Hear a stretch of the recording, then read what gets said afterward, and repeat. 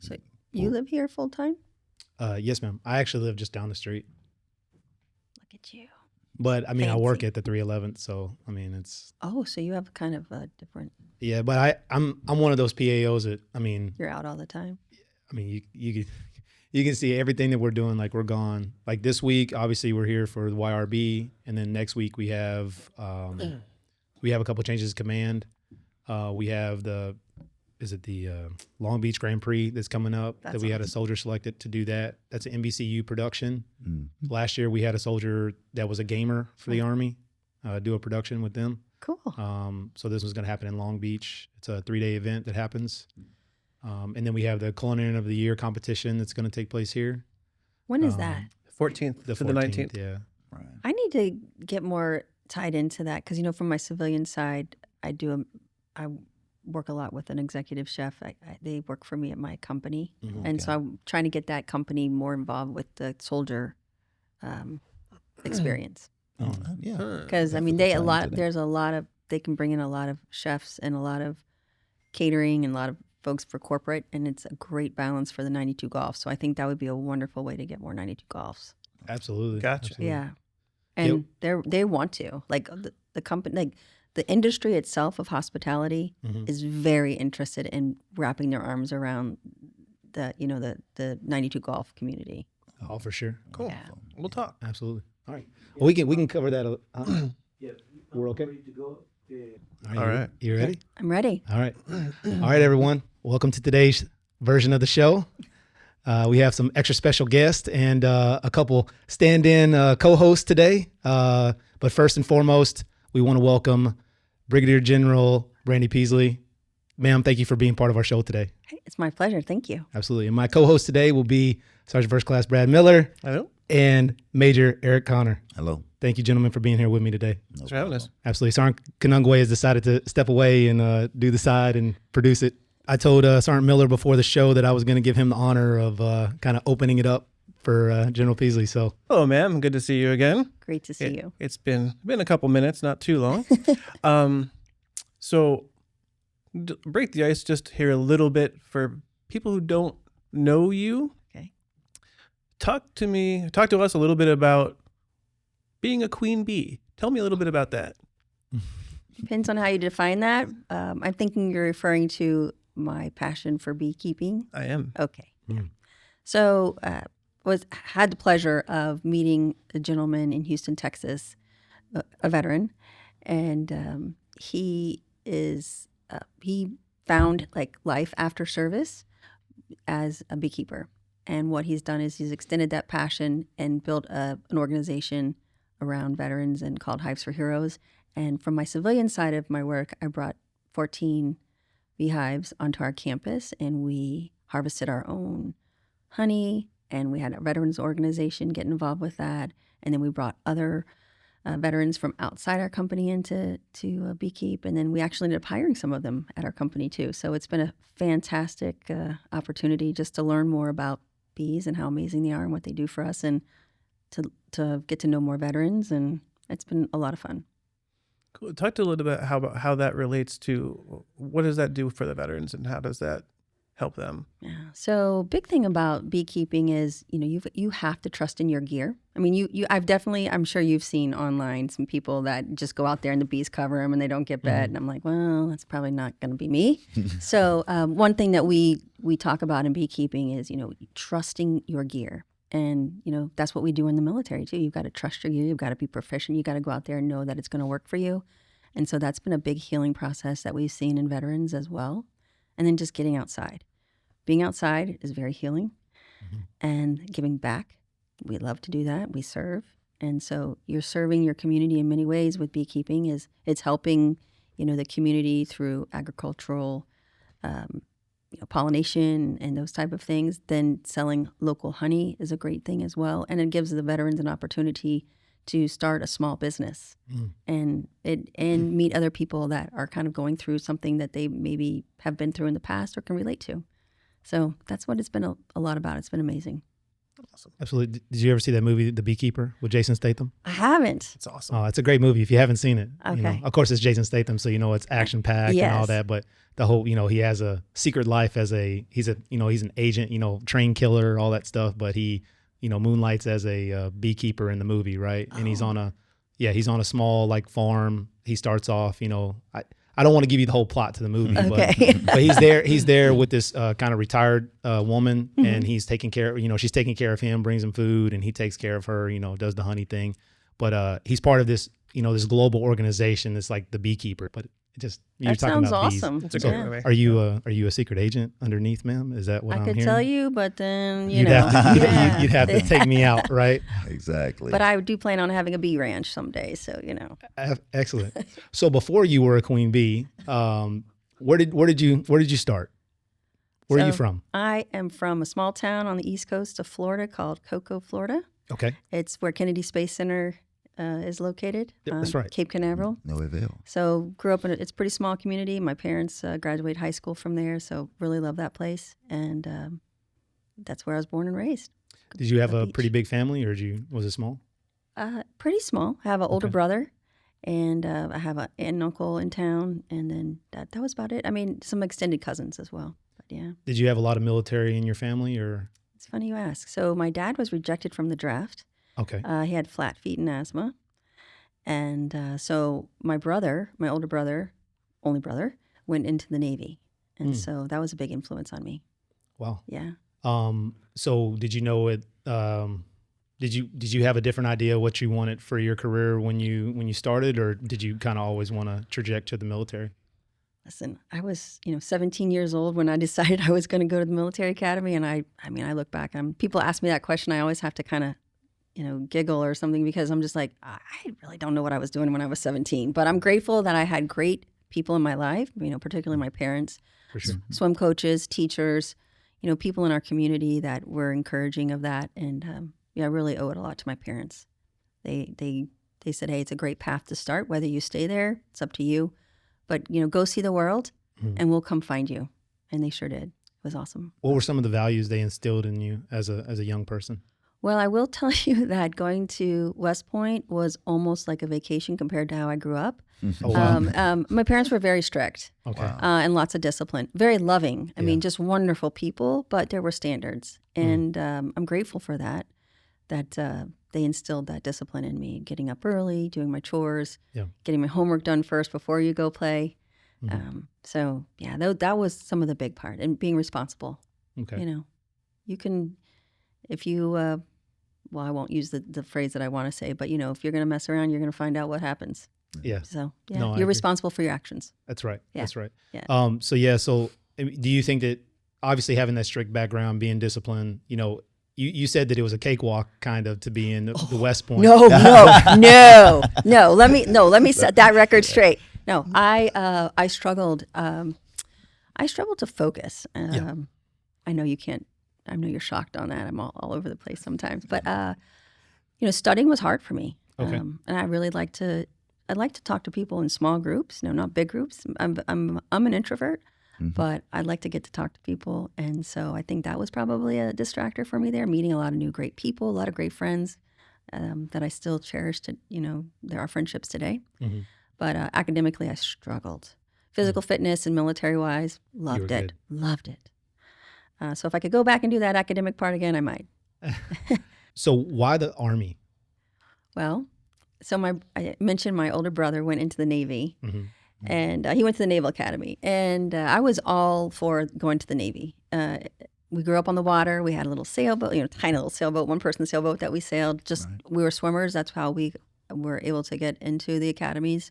Okay. And I was like, I've always wanted to be everything that my older brother was. I idolized him. And then it came time to get ready to decide. My mom's like, you need to apply to other schools. You just can't apply to one. So I applied to a few. I got accepted to Navy. I got accepted to West Point. And at the last minute, I changed my mind to West Point. Actually, it was a great conversation that I had with my brother. He said, I've seen both academies, and he's a very strong Navy fan, but he said, I think that you might have more opportunities at that time. This was the late 80s, remember, in the Army. He goes, and, Navy's a lot about systems and Army's about people. Mhm. And I think even at that young age, he recognized that I gain energy from being around people and getting to lead. So, Okay. What did he mean by opportunities? well, and you'll probably have to fact check me here, but at that time, a lot of opportunities in the Navy were not open to women still at Okay. that time. So, and I think that I thought I wanted to pursue languages, and West Point offered languages. Okay. Degrees and the swim team. On the swim team, he goes, I think that the Army swim team might have really strong women's like team culture, and that was a big part of my life at that time. I ended up not studying languages, and I ended up not being able to stay on the swim team because of my grades. So it was funny how it worked out. I'm very interested in the swimming part. So Yeah. what did you swim and how did you get into swimming? I know you mentioned the water, but what did you Yeah. swim, ma'am? So my strokes I was a freestyler. Anywhere from 100, 200, and 500 free were my favorite events, my better events.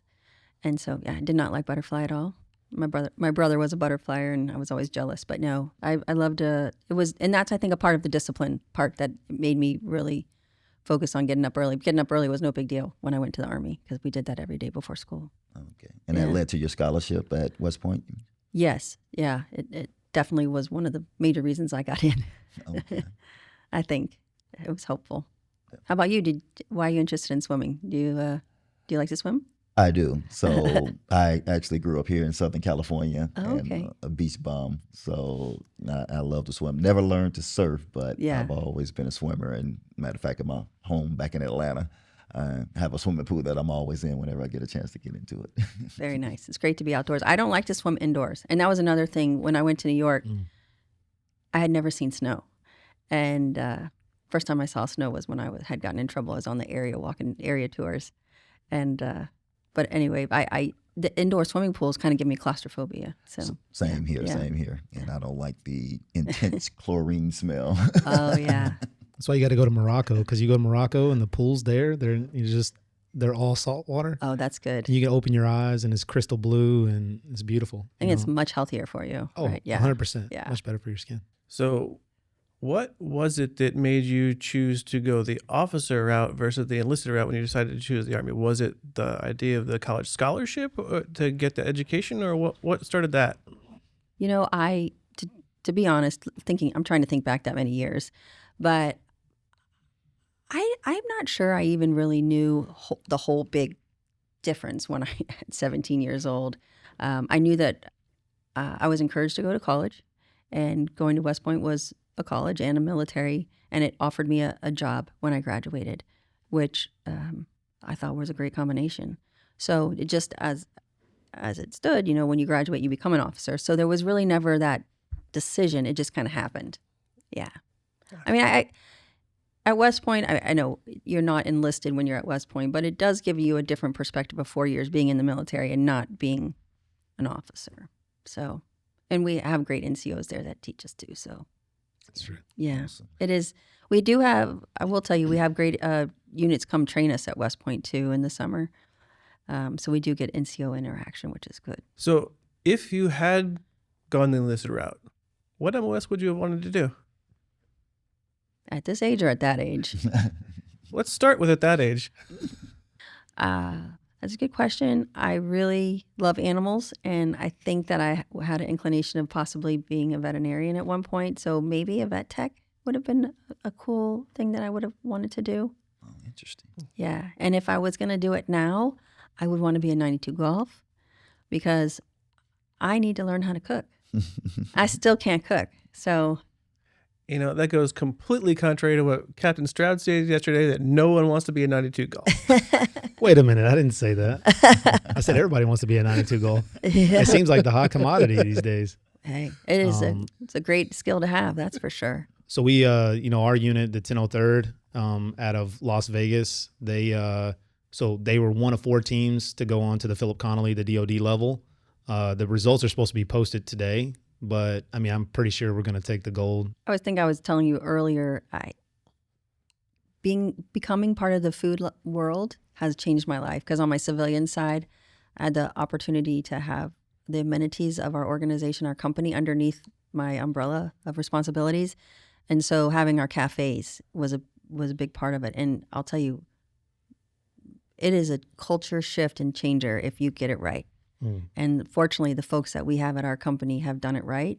And it's amazing. And it's a lot of hard work. And it is a huge leadership challenge being in that world. So I applaud anybody that can go in there and make a difference. It is such an act of service to be able to serve people in that way, and a show of love, I think, and gratitude. And so it's awesome. And it's just not being able to cook. It's about making people enjoy themselves while they're there, it's a respite. Whenever you're in the field, and you go to grab that hot A in the morning, you're like, oh, I'm just going to sit here real quick and eat this food, and no one's going to bother me, hopefully, so. And that's what he was saying yesterday is like when soldiers go out to the field, like they could have a really, really rough day, but as long as they're going to have that hot meal. And it's not always been like that for soldiers, right? Like for probably the majority of history, they've usually getting like, I'm not that old, right? But I mean, they used to get the cans, and they had the little, was it the P57? Yeah. P38. P38 or whatever with the can, and or they would have the eggs that would turn green because of the metal. I'm sure you may remember that, ma'am. I don't remember that. I don't. Back when dinosaurs roamed the earth. He's trying to tell our ages now. So he's like, yeah. So, well, the fun fact on that, do you know why it's called a P38? Well, because it takes 38 times to puncture it, or technically it takes 38 times, but they have a P52 or something like that now. So it was to go around the CRAT. Is how many times, if you did it right, it would take 38 rotations of that device to open the CRAT. I had no idea. I didn't know that. Yeah. That's a good fun fact. But from where it started, to see like, soldiers most of the time may have gotten a hot meal or may have not gotten that, right? Right. But we talk about, our professionalism in the Army has gotten better, with technology. It's just continued to make us better. But that food component, right, to watch that grow, if we're doing all this on the external side to build our Army, but our soldiers are getting kind of lackluster, meals, right? And we're talking about nutritious meals that are putting into their body so that they can perform better, so that they can think better, and then they action better, right? Yeah. And so that's a huge component. So I think that as that changes, obviously our Corps will change overall, but it's really cool. To, now soldiers get hot meals all the time. Yes. And that keeps them, they look forward to that. Yeah. That's huge. Yeah. So that's a big deal. And I've always thought, food is, folks gather for hot meals. Yes. And, whether it's on the civilian side or military side. So instead of just being out there eating an MRE, off to yourself, when you have a hot meal, soldiers gather, they have conversations, they're relaxed and things of that nature. So it's always a gathering when you have a hot meal. So you graduated a transporter, right? I did. You became a transporter. Why did it choose you, or did you choose it? I chose it. You chose it? Yeah, the sorting hat might have picked me in that. Yeah. No, I definitely was drawn to transportation. Okay. I loved to travel since I was a kid. Had the opportunity, my mom and dad thought that was important. So I got to go on a couple big trips as a child, and I had exchange students. So travel fascinated me. And so I chose, and when I was a freshman at plebe at West Point, it was when the Gulf War kicked off. And so all of our transportation assets that would normally help us get from point A to point B weren't available. And so we had to hike or, road march everywhere. And so I was like, if I can get in a truck and not have to do this as much, I want to do that branch. And so that was transportation. I was like, that means there's trucks available. I like that. For sure. Did you say transporter just to make another Jason Statham reference? Well, now that you mention it, it kind of came down to it. You guys are so LA movies. Well, once you know that Sergeant K actually produced for Hollywood, so he made some Netflix shows. He's basically the transporter. At this point. So when you're going through West Point, you were saying how, at least on the Navy side, there weren't a lot of opportunities for women on that side, or at least a lot that were going through the Service Academy there. And your class, were you one of how many women that were going through the program? So at that time, I think we were about 10% women. Okay. And so my class, we were, for the size of our class, we had a large amount of women, about 128 or 30 women. So about 4 women per company. Okay. So it was not a lot because, each company had about 32 people. Yeah. So. Have you had a chance to go back to West Point since you graduated? Yes. Okay. I am there as often as I possibly can. I really value the opportunities that the school gave me in my life. Yeah. And I feel like I owe that back 100-fold. Okay. And so I volunteer as much as I can. I volunteered to be class president about 10 years ago. So I'm my class president. I sit on some councils and boards there. How do you think the program has grown for, individuals that are going in today versus what it was when you first came in? Like, how do you see it? Like from a perspective today? Yeah, I'm really proud of the institution. I think that as far as preparing leaders for combat, they have done an amazing job. And to go out there and, they continue to improve the requirements and the training that the people graduate with every year. They know what's going on in the field. A lot of times, people joke like West Point hasn't changed since it opened in 1802, but it really has grown. The level of training that they get there in the summers, all year really, but when it's focused military training time, oh my gosh, it is intense. It's like a mini Ranger school. I don't see you wearing a West Point ring. Hey, it's right here. Oh, is that your West Point ring? I'm like, that's it. Yeah. I guess the female ring is different than the male ring. Usually you see the big one for the guys. So I did have the large one. I do have the large one, but it was, okay, embarrassing. I have like web fingers, so I couldn't get it to go all the way back on my hand very well. So I got the smaller one, so it fits better. I'm sorry, is that the sunburst? Did that Yes, help that's you? sunburst. I think that Here's is. some. Oh, okay. Did wet fingers help you with swimming, ma'am? I wish I could have used all the help I needed. Yeah. Did you ever get offered to do anything at like the Olympic level for swimming? Oh gosh, no. I was good for Cocoa, Florida. Cocoa. Can you talk to us a little bit about your first 4 years as an officer?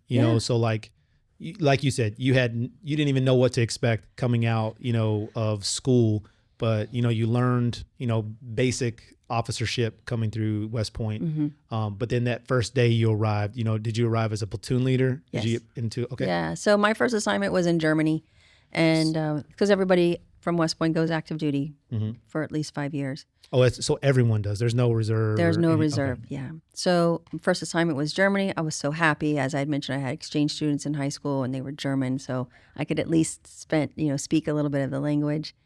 And showed up to my first platoon, my first morning, and it was pretty funny because I showed up. I was the only woman in my platoon. Wow. And I was like, well, that's good. And then I think it was the first sergeant of the company commander came over, and he goes, no, it was the XO. And he goes, hey, after formation, we're going to go up to the company commander's office, and we have a congressional. Oh, nice. And nice. So I was like, okay, sounds good. I'll find my way there. I really didn't know anywhere where I was going on the base, but I found my way there, and I was like, I cannot believe in my platoon we have a Congressional Medal of Honor winner. Oh. She was like, that's what you thought it was. That's what I thought. I had never heard of a congressional. Wow. My first day, I didn't know what that was. That's I the had same thing. no clue. They This were is like, so cool. They were like, This is- LT. I was like, wow, I got lucky. Oh.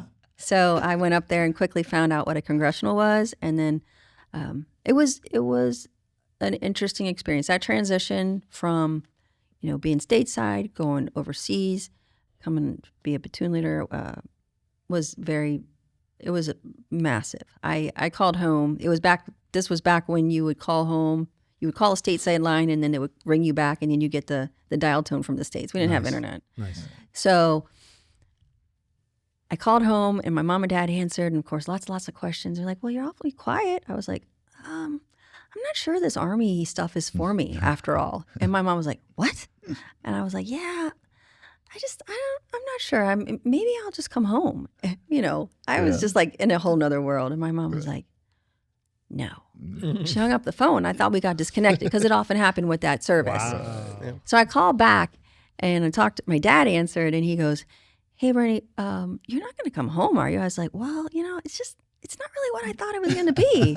And my mom gets on the phone. She goes, do not call back for 6 weeks. Wow. Yeah. So I was like, okay. After 6 weeks, I was good. Everything was good. It was just a big change. Yeah. And It's a culture shock. Yes, Culture it shock, was. for sure. It was. It was. And you're in a whole other country. You know what I mean? You're not in the safety of the U.S., right? You're in Yeah. the whole. Yeah. It was fun. Yeah, I'm sure they said you're not coming home after 4 years at West Point. No, and I think it just needed that. I used my parents a lot to vent. They were my resource at that time, my source of an outlet. So it was great. I'm grateful.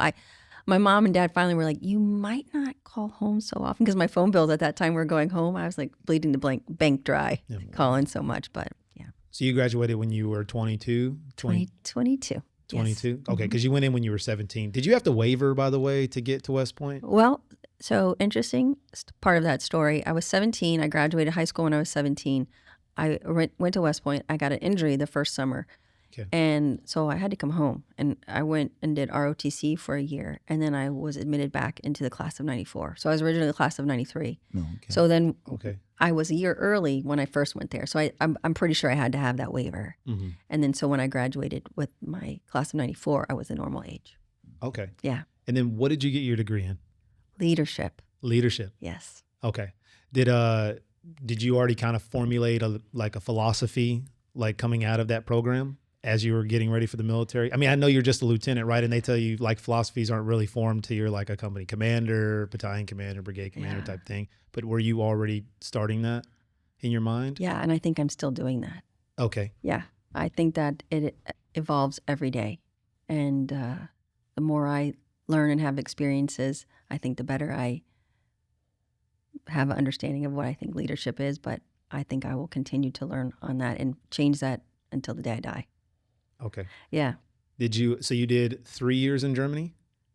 Well, first year was in Germany, and then we went to Bosnia. We were in the first group. We convoyed from Germany to Hungary with our convoys. It was the coolest thing as a lieutenant to do that. Mm-hmm. And then my battalion commander, whose name was Roger Moore.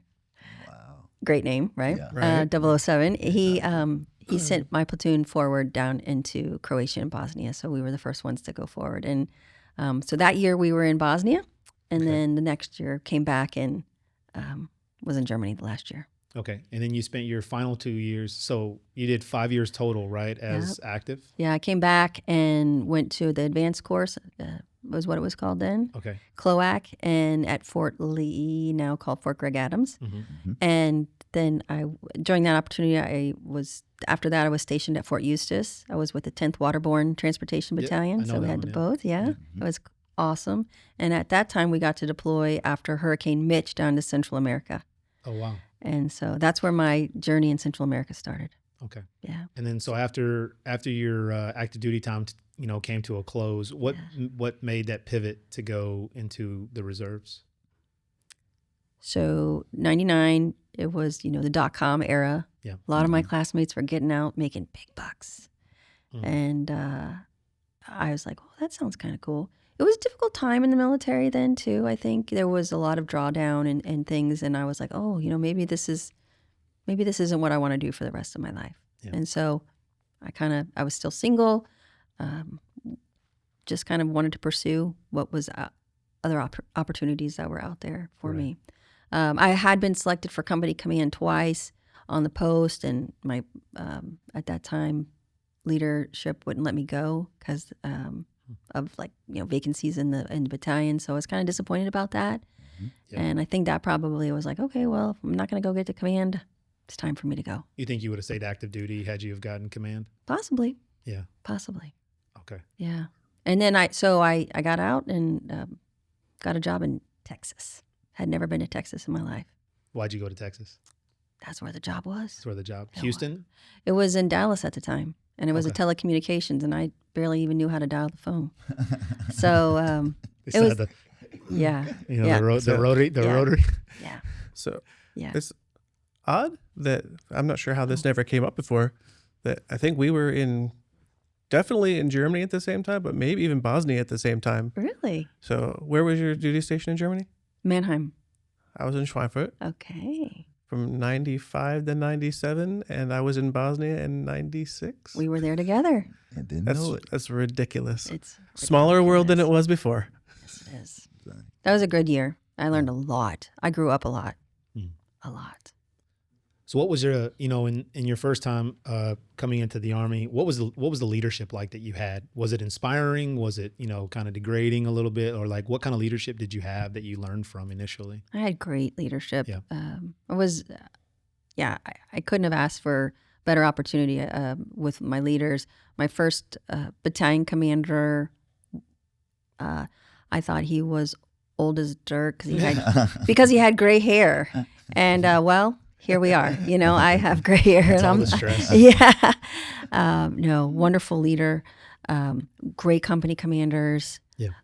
It was funny. I had mentioned at first I was only woman in my company at the time as a platoon leader, and then at first I think the only female platoon leader in the battalion. And I felt like honestly I had 18 brothers. It was great. Yeah. They were wonderful friends. Still friends with them now. So yeah. And then my second battalion commander, Lieutenant Colonel Roger Moore, great leader. Yeah. Very empathetic. Strong leader. Wonderful.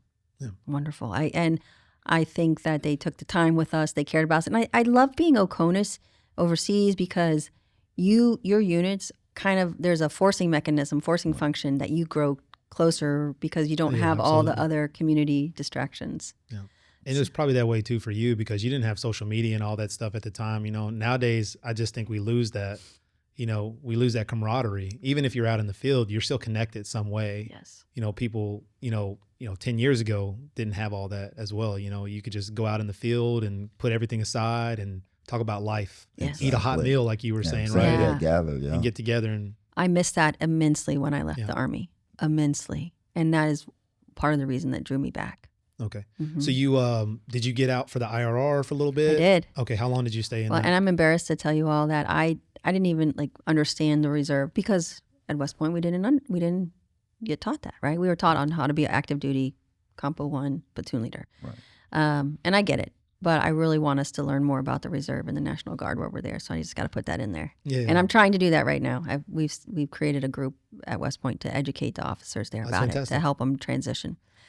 So there's times in life that you remember exactly how you felt when someone said something to you or where you were when something happened. For sure. I remember exactly where I was standing on Fort Eustis when the career counselor said, okay, do you want to resign your commission or go into the IRR? And I was like, I'm not resigning my commission. I worked so hard to get that. Absolutely, and yeah. so I'm like, no, I'm not going to resign my commission. I'll go to the IRR. And he goes, well, do you want to join a unit? I'm like, I don't really know what that means. Right. But so they said, how about civil affairs? I'm like, I don't even know what that is, but sure, let's do that.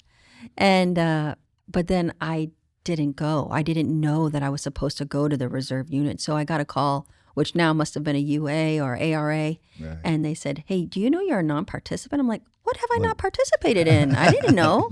And he's like, well, what do you want to do? I'm like, I can't get there now. I'm like, I'm moving and things like that. And so this was 6 months after I had left active duty. Mm-hmm. And so I went into the IRR. Okay. And then, 9/11 happened, and I was back in by December of 2001. So that's 3 years?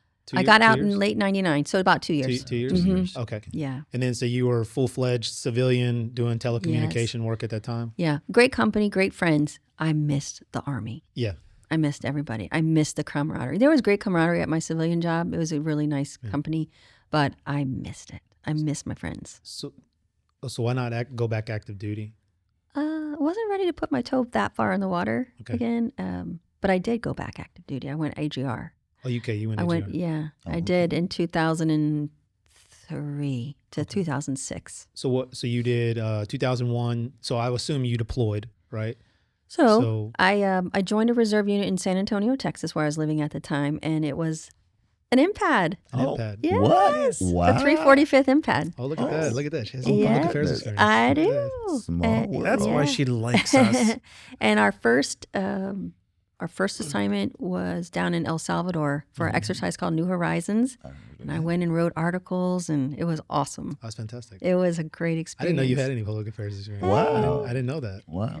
So did you officially have the public affairs MOS as an MOS? I don't think I did some of the online coursework, Okay. and then I went back to logistics because I found out I was like, I really love this. I loved the humanitarian civic assistance mobilizations down in Central America, and so I became the logistics officer for Gotcha. those. So, but then I went back and I had the battalion or the brigade at the 63rd, and I had all the public affairs units on the western side of the country. Yeah. Okay. That's how I met Master and Bind. Oh. Yeah. And it's still set up the same way. It hasn't changed. This is a little bit more high tech, I will definitely say. Okay. So so in 2003 you went AGR. I did Okay. And how long were you AGR? 3 years. Just 3 years. Yeah, Okay. at that time, in 2006, during that time I got married. I had met my husband down in Central America. He was an Army officer too. Okay. And he was retiring from the Army, and he had gotten a civilian job in Denver, and the Army wanted to send me like completely a different space. And I was like, oh no, I waited a long time to find someone that would actually marry me. And I need to live near him. Yeah. So I said I would go into the regular TPU world. Okay. Yeah. And then I would assume you found a follow-on job in Denver. No, I actually came out to California in Pasadena, and I was a battalion XO for a transportation unit out here. Okay. The commander of that unit had been my boss previously in the Army, and he told me he had a space, and I was like, heck yeah, I'll come work for you, sir. That would be awesome. Okay. And so I did that, and then I moved into, then my husband got a job overseas. We went to the Middle East overseas, and I became an IMA, Okay. and I worked for Northcom J4. And so that helped me, come back and consolidate my. Was that an ADOS position? No, it's a battle. I was a DEMA, so I was a drilling IMA, but you can consolidate your days and come back and work. Like I worked on exercises with Northcom, Okay. and so it's so fantastic. That's why I love the Army Reserve, because you can flex Yeah. as your life needs to flex. Yes, that flexibility. And so I was IRR, I've been TPU, I've been AGR. You've been all over. Yeah. Yeah. But when you were IMA over there, were you working as another job as Oh well? yes. I was Okay. working as a government contractor in Middle East. Okay. Were the majority of jobs after the telecommunication job, were they logistics based Oh jobs? yes. Yeah. Okay. Yeah. That would make sense, considering that your background is transportation. Yeah. But so you never got a different MOS, right? You maintained so you went and got 90 Alpha when you graduated. Yeah. Triple C, or what did you call it? CLOAC. CLOAC? Okay. Combined Logistics Officer Advanced Courses. Okay. Yeah. And you never went into a functional area? You never? So 90 Alpha is our functional area. Okay. Yeah. Well, I mean, within the logistics branch, because I consider those, I come from the active duty world, right? Yeah. So I consider those just, competitive categories, right? Okay. So logistics is one of those. I mean, you do have 88, 90. Yeah. So now logistics is an actual branch, right? Because Correct. everybody becomes that after you graduate. Yeah. So yeah, I guess that is slightly different. But back in that day, it was your functional It was area. considered your yeah. functional Yeah. area. Wow. Now it's a Okay, branch. Okay. Gosh, now but- I'm really dating myself. But nothing external to that. Like you stayed logistics pure your whole career, pretty much. Yeah. That job that I had at the 63rd RD. Yeah. That's when I had the Army bands and Yeah. all of the public affairs Yeah. on this side of the country, and man, that was awesome. Why didn't you come back and become a 46? Y'all didn't want me. What do you mean? Y'all didn't want me. Yeah, we would love for you to be the CPA. That'd be, incredible. Incorrect statement. It would have been No, fantastic. that was such a lovely job. I to come see soldiers that are so passionate about what they do and just Yeah. love to come to work. Now, if I could only have had them go get their hearing tested and their teeth checked on a regular basis, that would have Yeah. been good. But they love to come to work and do what they do. Right. And they're good at it, great at it. Can you talk to us a little bit about your philosophy, your command philosophy that you've had since you were a brand new lieutenant?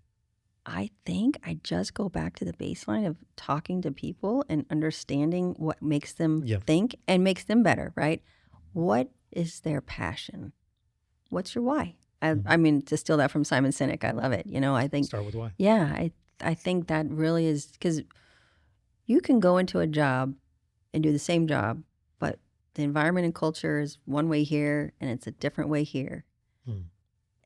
If the environment is something that makes you feel good and you feel good about yourself and you feel good about and safe where you are and happy, Yes. you're going to do that job so much better. Agreed. So I think it's very important about your surroundings and feeling good about the location where you're working and who you're with and getting to know them.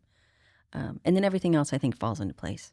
That's really I think if I had to sum it up, you're really putting me on the spot here because I was not prepared for that question, but I should be, so I'll work on it. But I think that that's really how I approach it. How and streamlining. The other focus is no time wasting. Yeah. Time to me is the most precious thing we have in the world. I think it's really the only thing we have in the world. And It's we're not even promised that. I know. And you just don't know how much you have. Right. And so to waste it, no one likes their time wasted. How many times you hurry up and wait, right? We've done that. And so I don't want to waste people's time. And I think that's a big thing is find a place that makes you happy to work and you feel good about it. And then you'll go do great things. Yeah.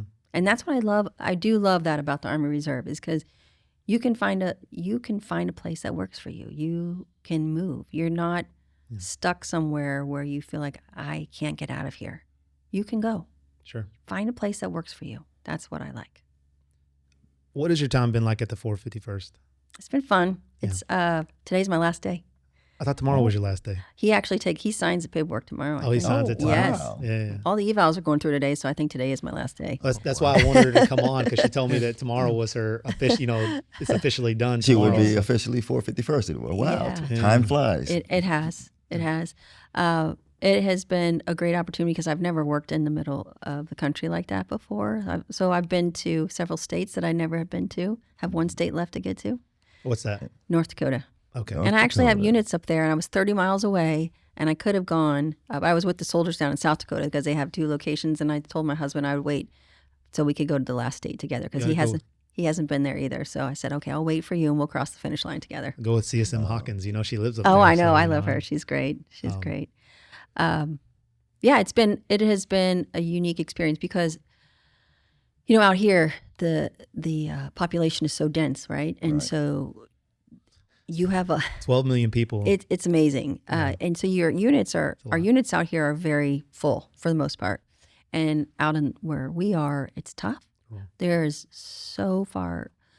companies that have 4 different locations. And I can't imagine as a company commander how difficult that is. I've watched them live it, and we're trying to change that.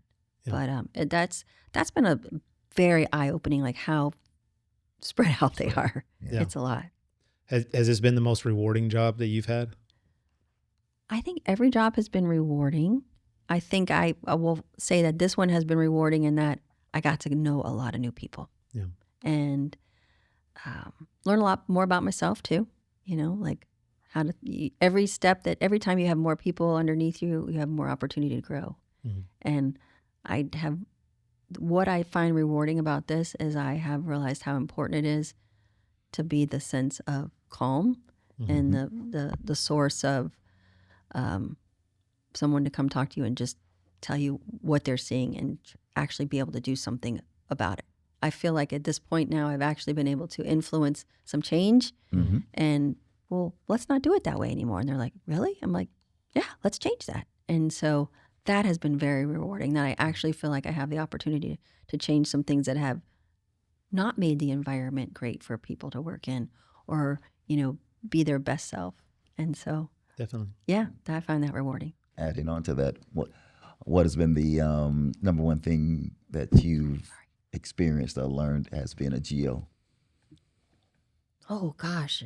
I think that the weirdest thing is, like, just because this little thing changed on your chest, like, people look at you a lot differently. Like, I'm like, oh, I'm just still the same person. Yeah. I'm still the one that sends the funny text messages to you and things like that.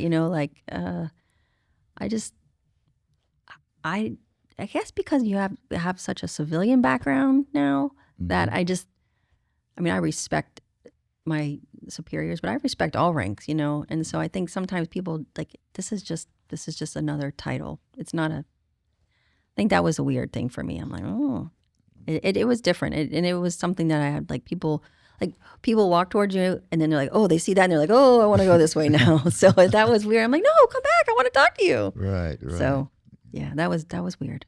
Gotcha. Can you tell me a little bit about how you feel your military career and experience and your civilian job and experience there, how they intermingle and how does one influence the other? Yeah, I can. Because that's, I think, when I really started realizing my philosophy You're helping me grow here. Thank you. There was a lot of times when I would come back from drill weekend and I'm like, okay, now I got to go back and be, Brandi Bryan or Brandi Peasley. And I'm like, I'm always Brandi Bryan. I'm always Brandi Peasley. It's like, no, whether I'm wearing this outfit or I'm wearing, my jeans and boots at work, I'm still the same person and I can be the same leader and I can have the same heart. It's the way, it's just, and when that happened, I was finally very comfortable in my own skin. And so that was probably in the last 10 years, I really was able to start figuring that out. And then again, just making people feel comfortable, happy with where they're at, and help them be who they want to grow up and be. And that's you can do that anywhere. And that's really how I love that I was able to bring those things together.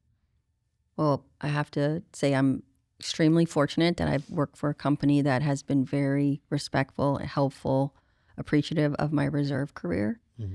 They've been very supportive. And my boss was a Navy Reserve officer, active, and then went Navy Reserve. And just so grateful that you've got to make sure that your company knows up front. Like, I know a lot of people are like, oh, I don't want to tell them that I'm in the reserve or something when I'm on an interview. Yeah. My recommendation is you probably should open that up at the beginning, because then you're going to get in a situation where they're like, well, we can't really do that. We can't be supportive of this. And it's better to find a place at first that knows that what you do and has a heart for it.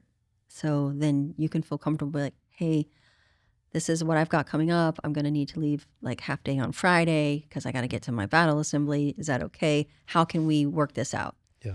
So that would be something that I would recommend. Now, we all have been in points of our life where we're like, hey, I just need a job, right? And when you're transitioning, I just want a job. I don't want to not be able to pay my bills.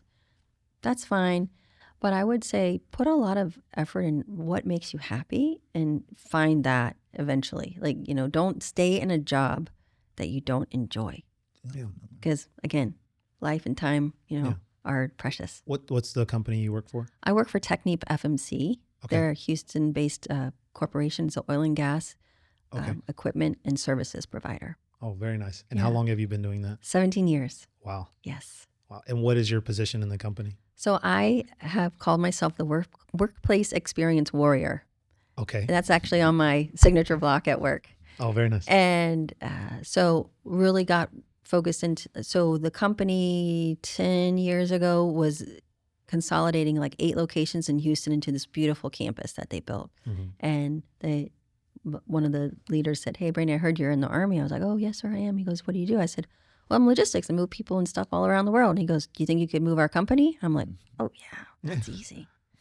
And had a great team, and we did it, and it all worked out really well. And so I stayed in the facilities world. Before, I was kind of learning about oil and gas and the technology and doing some of the product management there. But I found my niche. Yeah. And again, then I got to find out how to make people love to come to work, how to make them stay with a company, retention, recruiting, benefits there, what kind of offices they like to work in, spaces where they can have head down, time to focus, and then collaboration spaces. And so, from A to Z, it's like, how do you park?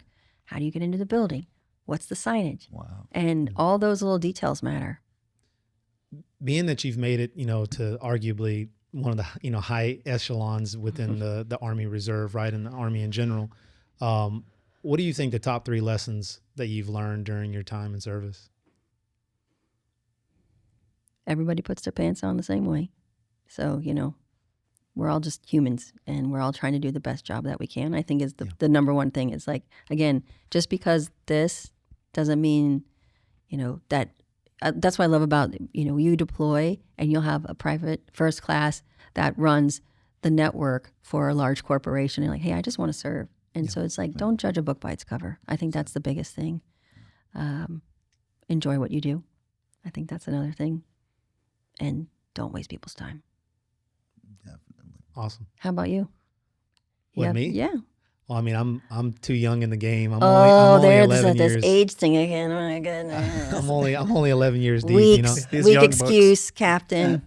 Young bucks. no, I mean, I was fortunate enough in my active duty time. I was able to command 2 companies. You know, which was pretty cool. That's you know, awesome. I think it was a total of 34 months for both. Honestly, didn't think I would get to do the first one, and I definitely didn't think I would get to do the second one. So, I mean, I had my first company was Phoenix Company because it was at a Warrior Transition Battalion in Fort Belvoir, and then the second one was as the 58 Trans Alpha Company and HAC Commander in Fort Leonard Wood, Missouri for the transporters.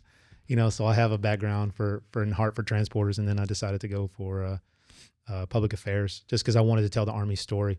But I mean, really, for me, I think it always boils down to, you know, treat others how you want to be treated. You know, I have my background in my faith, you know, has always been a standpoint for me. I come from a single mother home, so it's always been about discipline and working hard, giving back. I don't think I have like specific words or whatnot, but honestly, you know, the guy that you see, I know a lot of people create personas when they are in uniform, you know, whether you're a man or woman, they always think, hey, I'm this way, you know, I'm Brandi here, and then I'm General Peasley here, right? For me, you get William Stroud, you know, That's good. in and out of uniform, right? That's the way it should be. Same personality. Yeah. You know, I don't change with the tides. You know what I mean? God created me who I'm supposed to be, and I live and represent that, right? I'm always going to answer the phone to people. I don't blow you off. You know, I don't do those things. Even if people treat me a certain way, or they look at me and they prejudge me based on that, it's okay. You know what I mean? I can overcome anything. You know what I mean? I just have to have the right mindset. So I would say having the right mindset is the big thing. Believing that you can in anything, and then just going out and executing and knowing that people, you know, I know a lot of people, they laughed at Sergeant K and I when I first thought about doing this, you know, like, and they were like, oh, it's not going to go anywhere. Or you're not doing it this way. Or you're not doing it that way. You know, you always have the critics, you know, Right. And when you're trying to do something new, there's always going to be resistance. But the way that I look at resistance or no to me means next opportunity. Oh, I like that. Yeah. So I don't, somebody tells me no, I figure out how to get to yes. You know, I never tell my boss no. I always tell him how I can get him to a yes. But something like this is innovative. It's really, to me, it's cool. And I could say that I had the opportunity to be, you know, the first individual in the Army Reserve to do it, you know, and that's a moniker, you know, nobody's going to care really, but it's, for me, it's fun. I get to meet people like you. I get to, you know, to have, and work with people like this. Work with people like this, you know what I mean, who support me. You know, he support me, you know, from the jump, you know, when I was ready to go. Sergeant K believed in me, you know, and he's supported me all the way. And it's a lot, you know. I know that people they see K for a little bit and they don't really know what he does, you know, but K's the mastermind behind everything. I'm just the face, right? But K truly does put his heart and soul into everything that he does. He spends a lot of time. I mean, he was up till 3:00 this morning, getting ready for everything. And then he's still having to produce. What you don't see is that while we're doing this, he's still producing videos for like the culinary event that we just did for the 1003rd, right? And so that video will come out today. And hopefully like we said, the award, they'll get awarded it. But, you know, we're just flowing from one event to one event. Yeah. I'm the logistics guy. I'm the one putting it together, but Kay's the one that's producing it. And I don't know how to do all that. And without him, like, he's going to get out in October, and I'm hoping he stays, you know what I mean? No. Because he wants to get married, right? You know, that's a big thing for him, is he wants to focus on family, and I encourage him for that. You know, I'm hoping he'll come back, but you know, it's when he leaves, you know, there's a gap. Yeah. You know what I mean? And I lose that. We have to work on that retention with that. Yeah. We have to work on that retention. Of course, you know? we definitely want to take care your of BAH will go up, dude. Your BAH goes up when you get married. Yeah. You say that's an incentive. So, you know, honestly, I've just been fortunate enough to have a lot of great leaders that have helped me. And I'm still like you. I'm still formulating that mentality, you know. So so I'll leave the last questions to you guys to see what you may have for ma'am. Sir, I'll let you go first. I think I had everything. Now I'm putting on the spot. I don't know. I'll let you go first. Maybe it'll come back to me, sir. Oh, well, that's fine. No, I actually did have one, but so ma'am, I know you're moving on to your next position, but what would encouragement that you would like to give back to soldiers in terms of coaching, mentoring, teaching, and things of that nature? What words of advice would you give?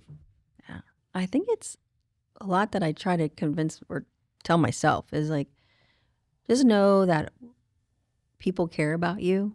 Sometimes we're busy, you know, like you say, you don't blow anybody off. I was in my head, I'm like, gosh, I owe people some phone calls. People care about you. People care about you here. And if someone's having a bad day, you run into somebody, they don't say hi in the hallway, like next time say hi to them, because it's usually not about you, it's about them. If they're having a bad day, and you can ask them how they're doing. Because maybe sometimes I'm too sensitive, and I'm like, oh, did I upset them about something? And I'm like, no, maybe something's on their heart or in their mind right now. So I think that is the big thing. And if you have a question or concern, or if something's bothering you, talk about it. Like, just don't let it fester inside. I think ask people questions endlessly, and seek out the help. If you're not getting the answers that you need, just keep asking. Because we all care about each other. It's just different ways of how we show it. Good point. Yeah. Sorry, Miller. All I can think of is from what I've encountered, you are and always have been far more approachable than many other senior leaders. And how do you feel like that personality and leadership style compared to some of the more gruff and short type of leaders? How do you feel that interaction with the soldiers plays into how you do your job and how you get the other soldiers to do their job? I think sometimes I might not be considered like being like you. I am what you see. Like, I'm not like putting on a facade. Right. And I think that some people probably think when they first meet me, like, how did she get here? She's too nice, or she doesn't. She's not aggressive. But that's not true. I am. I just have a different way of showing it. Right. And so I think that, again, don't judge a book by its cover. And I think that is probably the biggest thing, is like, you can still get a job done, but you just have to be yourself. And if you're being yourself is being different, then that's okay. Yeah. That's what I think. Yeah. The word I was looking for, ma'am, for mine would be the ministry of presence. Oh. Yeah. A lot of people are here, but they're not present. Got it. Oh, yeah. You know what I mean? Yeah. Like, whenever someone's trying to talk to you or trying to be like, you know, you're on your phone. You know, I did this to you yesterday, and I apologize. You know, when you were talking to me, I was on my cell phone and I was texting, and I apologize. It's all right. I apologize. It's cool when you catch yourself like that. I do that all the time. I'm like, hello, I don't need to do that right now. But, you know, leaders will be on their computers, and you'll walk in and say, hey, I wanted to bring something to you. And they'll just, you know, wait a minute. You know, I was always, when I was in command or anywhere, I would always stop what I was doing. Stop. It's not that important. You know, sending an email can wait. You know, this soldier's here because they trust me. Right. And I think when you break that, that's when it kind of goes downhill. And that's when that culture that we talk about kind of erodes. Yeah. And I think as a soldier, it's okay to say, hey, no, I really need I need your attention. Absolutely. I would appreciate if someone said that to me, if I was, you know, making that action or making them feel that way. No. Absolutely. Got it. I'm so sorry. And that's so funny you mentioned that. And I never thought that I would refer back to ILE. I'm like, you want to forget it all. When I'm done with ILE, I'm done with ILE. But the part of ILE where they talk about being an active listener and, you know, taking your time out, it really hit home for me. So I always refer back to ILE, like, okay, you have to be an active listener, you know, because you never know what's going on with somebody in their life or with work and things of that nature. Yeah. Ma'am, last thing I want to leave you with, and I usually ask this at the end, is, you know, we all have a legacy that we want to leave behind for you, both when your time on earth is done and then also when your time in the Army Reserve is done. What do you want your legacy to be for the soldiers that you'll leave, and then for your family? That she truly cared. I think that people know that if I really cared about them, and that I would do whatever I can to make their career better, their life better, or to help them in any way. Perfect. Yeah. Couldn't sum it up better. Is there anything else you'd like to say? Any thanks that you'd like to give to people that have helped you get to this point, or, you know, your family, anything? Oh, yeah. So many people to be grateful for and thank. So, my civilian company, all the leadership that I've had here. I want to thank you guys. This is cool. Yeah. I did say my family, right? Not yet. Oh, you can go ahead. Family, my family. But no, thanks for what you guys are doing. This is cool. This is amazing. And I look forward to watching all of these things that you're doing. It wasn't that bad, right? No, it wasn't. Now I'm gonna like play it back in my head, like, oh, I should have asked more questions of them. So I'm sorry that I didn't do that, and I'll be blowing you up on the phone, so I'll talk to you more. But thank you. This is great. Thank you for taking it out, being innovative, and transforming our minds, and getting people to know us better. That's what's going to keep people in. Exactly. Absolutely. Thank you. Awesome. Gentlemen, thank you so much for joining me on Thanks for having today's me, show. sir. I hope to have you again in the future. And I know before you leave, sir, we're going to get you on to do an episode with you. Hey, it was my pleasure, So- and I'm looking forward to it. I'll definitely do it. Absolutely. And most of all, ma'am, thank you so much for coming on. It's been a pleasure. Maybe one day we'll be able to get you. You're going to go become the Chief of Staff. chief of staff right at USARC, right? That's right. So if I transition that way and Major Connor gets out there too, maybe we'll do this again.